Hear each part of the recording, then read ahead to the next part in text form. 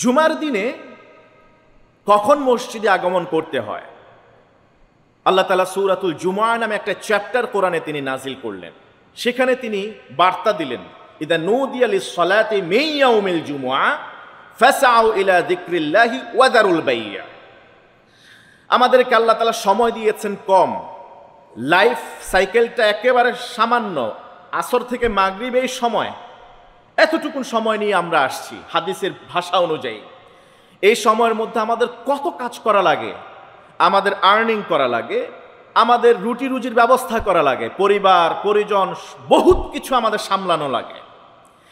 এর মধ্যেও আমাদেরকে ইবাদত করতে হবে। যে আল্লাহ তাআলা আমাদেরকে রিজিক অন্বেষণের জন্য তিনি নির্দেশ দিয়েছেন, আমাদেরকে একেবারে অলস বসে থাকতে তিনি নিন্দা করেছেন, সেই আল্লাহ বললেন ইদা নুদিয়া লিস-সালাতি মিন ইয়াউমিল জুমআ, জুমার দিনে যখন আযান দেওয়া হবে ফাসআউ ইলা যিকরিল্লাহ, আযান দেওয়ার পরে আল্লাহর জিকির নামাজ জুমার সালাতে অংশগ্রহণ করার জন্য দৌড়িয়ে যাও, দৌড় প্রতিযোগিতা করো।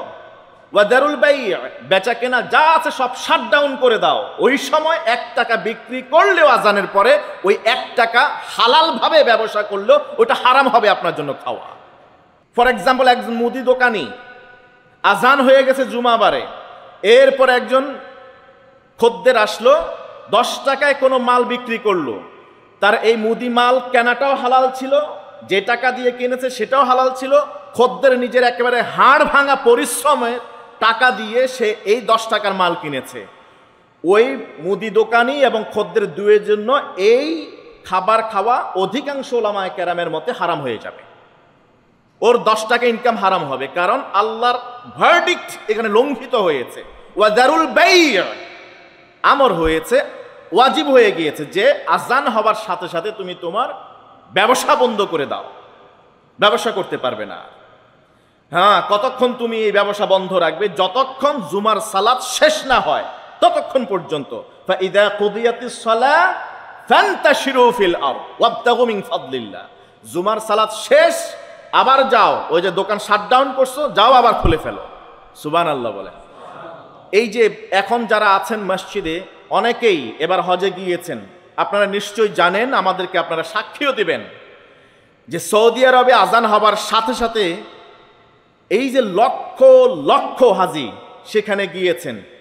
এমন কি হয়েছে, আযানের পরে কোনো একজন দোকানি দোকান খুলে রেখেছেন যে না, এই হলো মৌসুম, হজের মাসে 5 দিন 7 দিন মাত্র হাজিরা থাকবে, এরপরে তো 11 মাস ইবাদত করবই, এরপরে বন্ধ করে রাখবে। এখন তো এই হাজিরা তো 7 দিন পরে চলে যাবে, 10 দিন পরে চলে যাবে, এখন যা কামানোর কামাই নেই, আযান দিছে দিবে, আমি নিজে না নামাজ পড়বো পরে। বা দোকানে আমরা তো সবাই আরবি তেলাওয়াত জানি, বিশুদ্ধভাবে পড়তে পারি, আমরা নিজেরা জামাত করে নিব। এইরকম কি কোনো ঘটনা ঘটেছে? আযান দেওয়ার সাথে সাথে যেভাবে আছে ওভাবে রেখে মসজিদে চলে গিয়েছে। ইভেন কেউ যদি কোনো অজ্ঞাত ব্যক্তি কিংবা কোনো হাজি যদি ওই সময় দোকানে যায়, তারা যত কোটি টাকার বিজনেস হোক না কেন, দোকানে তারা বেচা কেনা করে না, কারণ তারা জানেন এবং মানেন। আমরা জানি কিন্তু মানি না, দ্যাটস দি প্রবলেম।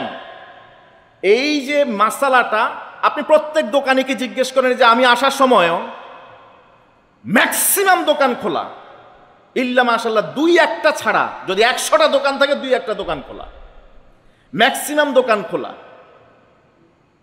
এরা কি জানেন না এই মাসালাটা? এরা কি মসজিদে নামাজ পড়েন না? ওনাদের কানে কি আওয়াজ যায় না? সবকিছুই বুঝেন, সবকিছুই শোনেন, কিন্তু মাগার মানবেন না। এটাই হলো আমাদের প্রবলেম। আমরা কেন পরিবর্তন হই না? এই যে অল্প কয়টা দিন গেল, এই দেশের পরিবর্তন হলো, এখনো কিছু অবস্থা আমরা দেখি, মানুষ এই নিকট অতীত থেকেও শিক্ষা নেয় নাই।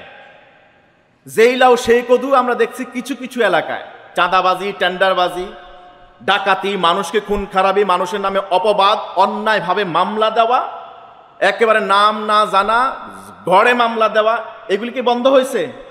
ঘুষ বন্ধ হয়েছে? সুদ বন্ধ হয়েছে? কিচ্ছুই হয়নি।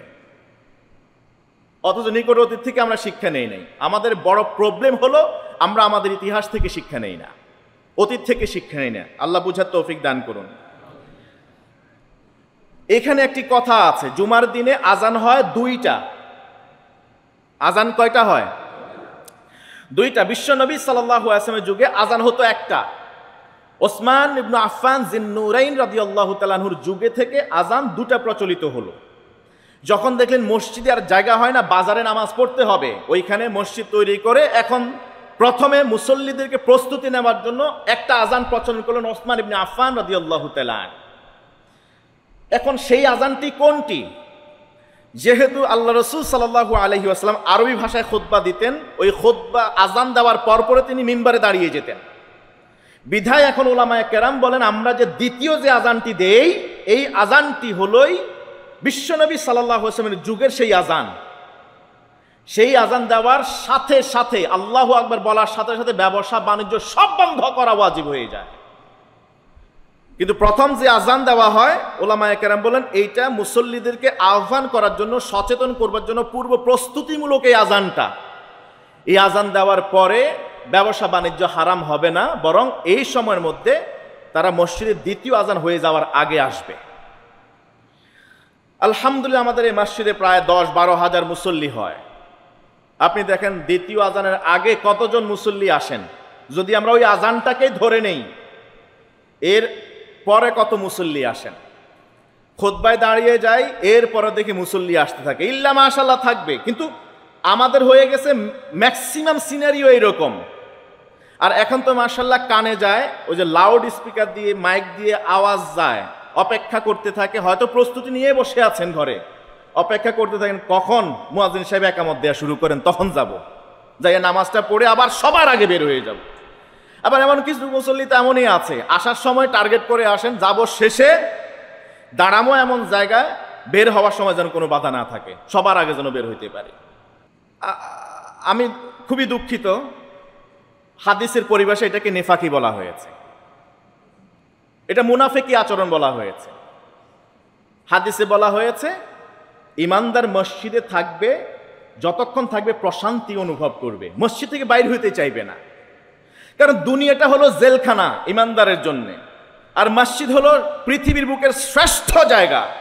এবং আপনি পৃথিবীর বুকের সর্বশ্রেষ্ঠ একটা জায়গা গিয়ে সেখান থেকে বের হওয়ার জন্য ছটফট করবেন, এটা কি আপনি আদৌ কল্পনা করতে পারেন? আপনি কোত্থেকে বের হওয়ার জন্য ছটফট করবেন? আপনি যেখানে শান্তি পাইতেছেন না, নিকৃষ্ট জায়গায়, যেমন আয়না ঘর থেকে সবাই বের হওয়ার জন্য সকাল সন্ধ্যায় প্রহর গুনতেন, ওইটা থাকার জায়গা না। সেখান থেকে বের হওয়া, সেখানে যাওয়া তো মানুষের ইচ্ছা না বা আনন্দের বিষয়ও না, কষ্টে। তো আর দুনিয়া সিজনুল মুমিন, দুনিয়াটা হলো মুমিনের জন্য জেলখানা। এই দুনিয়ার ভিতরে যে মসজিদগুলি আছে, এগুলো বাইতুল্লাহ, আল্লাহর ঘর। এখানে প্রতিদিন 120টা করে রহমত নাজিল হতে থাকে। তা আপনি রহমতের আধার থেকে বের হতে চান কেন? তার মানে হলো আপনার হলো ওই যে যুদ্ধের ময়দানে যেমনি ভাবে মুনাফিকরা রওনা করেছেন যুদ্ধ করবেন, ওই যুদ্ধটাকে তারা কষ্ট মনে করছে, এই জন্য সেখান থেকে কিছু লোক নিয়ে ভেগে গেছে, আগে ভাগে সরে গেছে। ওই আচরণ। আল্লাহ তাআলা আমাদেরকে হেফাজত করুন, বুঝার তৌফিক দান করুন। জুমুয়ার দিনে অন্তত পক্ষে দ্বিতীয় আজান আমার বুঝে আসে না, আমাদের দেশে এটা প্রচলিত আছে, আমি কোথাও কোরআন হাদিসের কোথাও আমি পাইনি। দ্বিতীয় আজানটা মুয়াজ্জিন সাহেব এসে একেবারে ইমাম বরাবর এখানে দাঁড়াইয়াই দিতে হবে। এবং এমন অবস্থা, ইমাম বসছেন মেহরাবের মধ্যে, তিনি মেম্বারে উঠছেন, আর মুয়াজ্জিন সাহেব ইমামের একেবারে মুখ বরাবর এসে দাঁড়াইতে হবে, দাঁড়াইয়া এরপর আজান দিতে হবে। আর দ্বিতীয় আজানটা কেন যেন একেবারে আস্তে আস্তে দেয়। আলহামদুলিল্লাহ আমাদের এখানে তো লাউড স্পিকারে দেয়, কিছু কিছু মসজিদ আছে মুখে দেয়, ওই সময় আর মাইকও ইউজ করে না। মূলত এই আজানটাই হলো প্রথম আজান, এই আজানটাই হলো আসল আজান, এটাকে লাউডলি বলবে। যেহেতু এরপরে এই আজানটার সাথে বেশ কিছু শারঈ বিধান জড়িত আছে, শারঈ বিধান। কারণ আমরা ইতিপূর্বে বলেছি যে নুদিয়া লিস-সালাতি মিন ইয়াউমিল জুমুআহ, ওলামায়ে কেরাম বলেন এটাই দ্বিতীয় আজানটাই বিশ্বনবীর যুগের আজান, তাহলে এই আজান থেকে কোরআনের ওই হুকুমটা বর্তাবে, এরপরে সবকিছু হারাম। এখন যদি আপনি দ্বিতীয় আজান ওই দোকানিরা শুনতে না পায়,